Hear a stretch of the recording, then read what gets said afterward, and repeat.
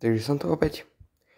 Máme tu nový update na chorobu, čo nebola choroba, ale tuto, nevidno to úplne, ale tam, čo má nozdru, tak ona ju nemá mať čiernu, ale tak do rúžova.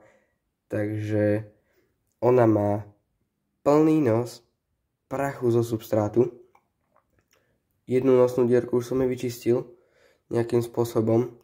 Druhú sa mi nepodarilo úplne, iba kúsok, čo nie som úplne najradšej. Budem musieť počkať a budem sa musieť s niekým poradiť, že čo a ako teraz s tým. A neviem, no. Je to zaujímavé, preto teda vlastne kýchala, lebo má to plné a chce to vykýchnuť. A aj tak fučí, lebo to má plné, takže vlastne teraz má odblokovanú úplne, že jednu dierku. A nie, že úplne. A tak možno na 90% a druhú nosnú dierku má plnú.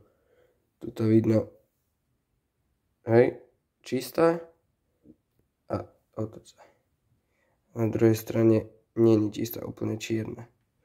Takže budem musieť vymeniť substrát a to je asi všetko. Budeme to musieť vyčistiť a ozvem sa, že čo ako. Čaute.